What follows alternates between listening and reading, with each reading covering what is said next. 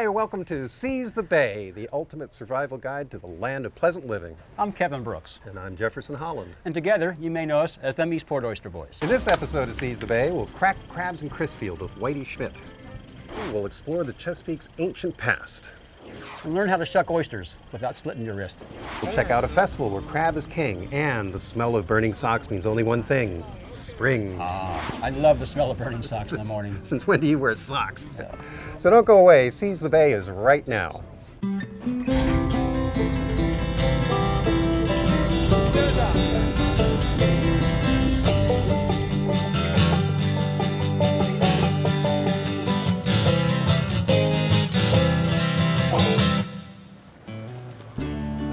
Go for a boat ride. Boat ride! Boat ride! Get a boat ride.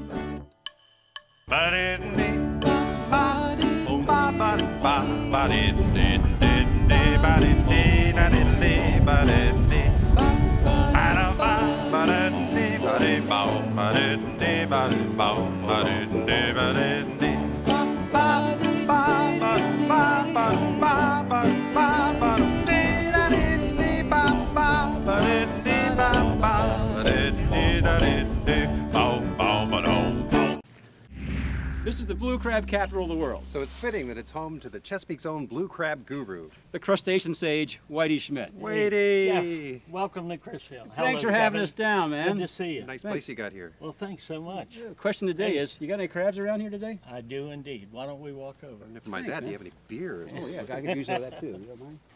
So we have your basic outdoor steaming setup here. Ooh, cool. It is, Jeff. This is the simplest way I know of to cook crabs and also keep your marriage going. Anytime you try to cook crabs in the house, boy, they're all over the kitchen floor and you make quite a mess. I set it up out here on the driveway and it Makes works. sense. It works for me.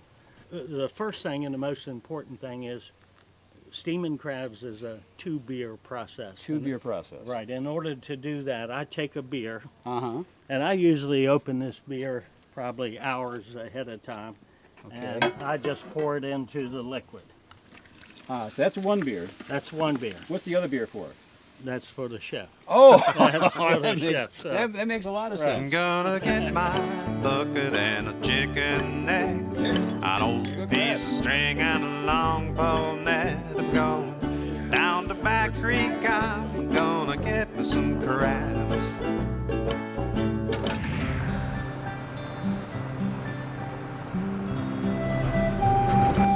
My name is Ralph Yates. I'm a commercial waterman and I make my living fishing and crabbing on the Chesapeake Bay.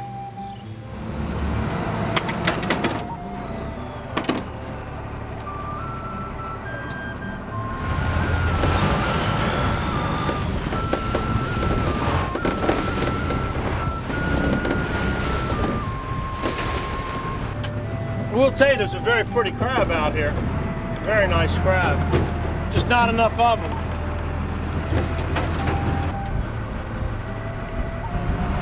When we had more underwater grasses, we would have ducks raft over there in the river by the tens of thousands, especially when they were staging up to leave in February and March.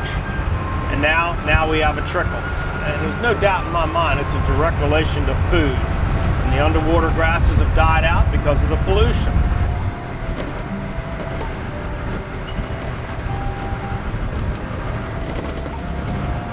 I'm just telling you what I see. I'm not a scientist. It's just I'm out here working, and I'd like to see some of the people in the decision-making process. I'd like to see them come out here and work for a year and see what they think.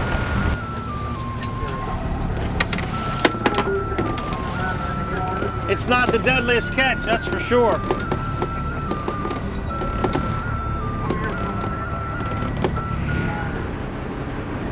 There's only one bay. So why not go ahead and take care of it?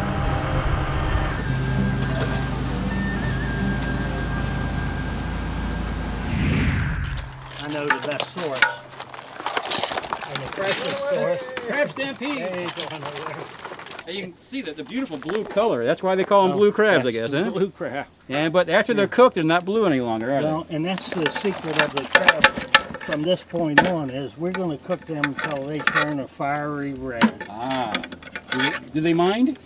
Well, perhaps they do, but I think that they really know their purpose in life, that they're going to be in a pot somewhere.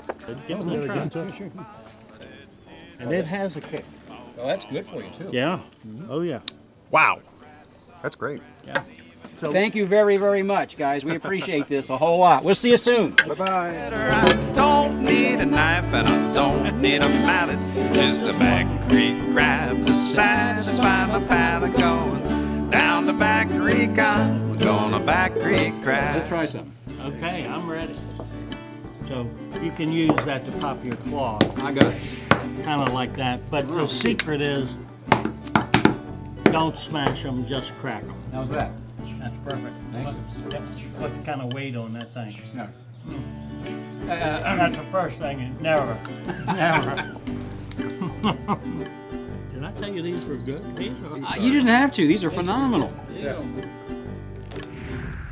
You know, whenever I'm out in the water, the beauty of the bay always amazes me. It's just a fantastic body of water, but if you look closely here and there, you find things sometimes that aren't so pretty. Well, I have some good news. Volunteers across the world on bodies like the Chesapeake and rivers and tributaries are doing cleanups. And I tell you what, they're doing a great job. It's all part of a program instituted by the Oceans Conservancy, and our cameras followed a cleanup over on Kent Island. Yeah, over there. Let's take a look. Sure.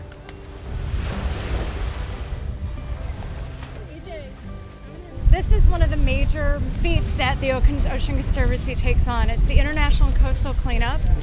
Almost 500,000 volunteers every year in about 104 countries do what we're doing today. I think they said at one time you could see to the bottom of the bay, and I think about that sometimes, and I couldn't imagine, you know, what that would have been like.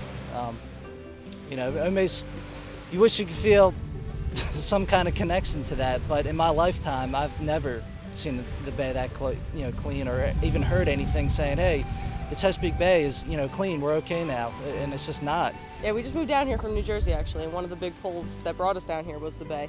I mean, obviously it's beautiful and offers a lot of recreation, but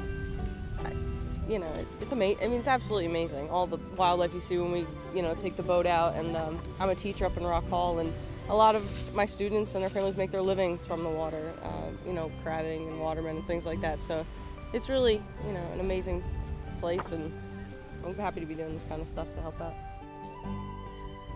Just really come to appreciate the beauty of this place, and realize too that much of our economy depends on the health of the Chesapeake Bay, and much of our culture too, for that matter. It's important that we keep this clean, that people get involved, and keep up with that.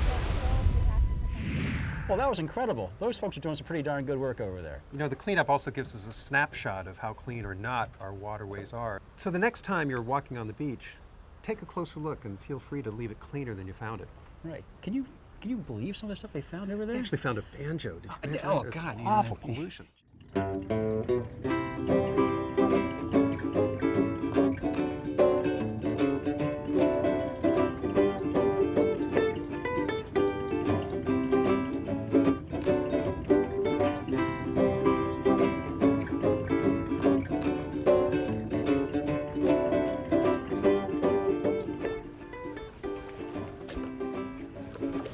Well, that just about does it for this episode of Seize the Bay. We sure hope you had fun. We sure did.